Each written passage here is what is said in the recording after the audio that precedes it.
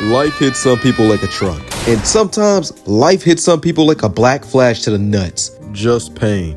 Just misery. For example, Harry Osborn. This nigga's life sucked. Genuinely. The fan base won't even acknowledge this because he's annoying. And then they'll glaze literally every other character. But let's look a little deeper. First off, let's talk about his relationship with his dad, Norman Osborn. This nigga has one fatherly moment. You seem troubled, son. Troubled? Gee, you think? I failed my calc test because Pete abandoned me. Flash's crowd won't cut me a break. Enough. You're parked in a no-whining zone. Take some responsibility. Peter's not the reason you failed. You want to pass a test? Study. You want to be popular? Be popular. Take control of your destiny, boy. Harry, life's pretty simple. You cowboy up and do what you have to do. Thanks. I will.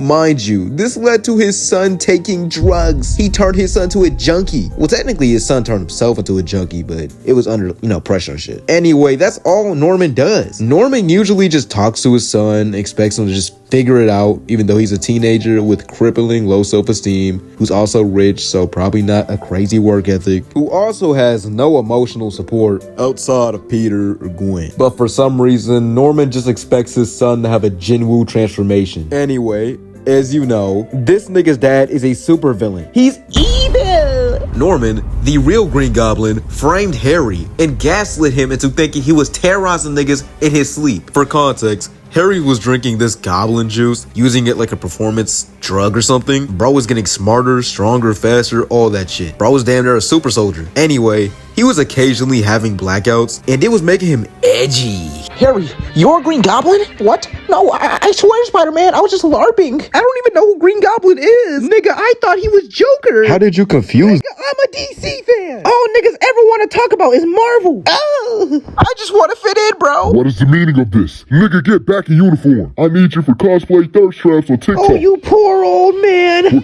What you do? It's 2026, buddy. You see, what you really gotta do, is be a true cell. Dark psychology chud. Okay, Spider-Man, that nigga is officially crazy. Slander. LARPing. Intel core. So of course he thought he was actually a supervillain. And when Norman framed him, he fucking broke this nigga's leg. Why?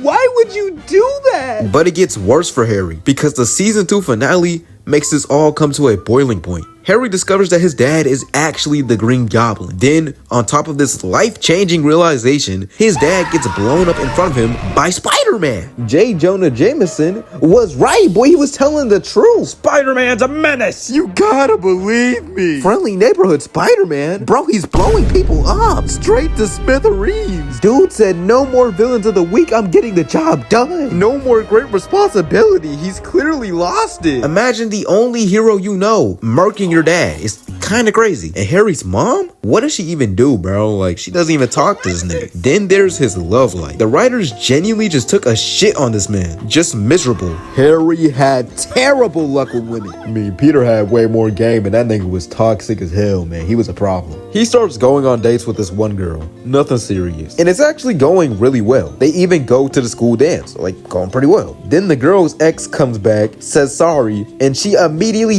ditches this nigga. She immediately folded. It's actually kind of crazy. This wasn't Harry's girl, so this wasn't cheating or anything. She's allowed to do that. But come on, ditching my nigga mid-date? Fucking humiliating. I know that nigga's hurting. Mind you, Harry isn't just some dude who had a bad date. This is someone with like 2 friends, usually getting bullied, at least until he's playing football. And let's be honest, no girl was looking at him. Only Peter had game. So imagine the first girl who gives you time of day immediately folds for her ex? That probably hit his self-esteem, if he even had any. Then there's Harry's first relationship. So basically, Harry decides to ask Gwen out on a date, and she says yes! He finally won! And Gwen becomes his girlfriend. So you know it's going well. It just can't get any better. Gwen's in love with his homeboy. Genuinely yearning for this nigga Peter for 4 years. She doesn't even tell Harry. Dude has to overhear Gwen telling Peter this. I'm trying to catch Charleston White. Stop playing with me. I'm trying to catch him. And this shit was terrible. Gwen and Peter, they were fiending for each other. Like, bro, she's all yours. I don't want her anymore. Just doing too much. Your high school romance is not that serious. These two had to stop themselves from making out twice. How did this happen 2 different times? At that point, just crack. I don't care anymore. Either way, I'm out. The relationship, gang, is over. And people act like this was the sweetest dynamic ever. They're emotionally cheating. So adorable. Nigga, you're mentally challenged. I'm not a doctor, but your brain works pretty strange. Get it? Doctor Strange?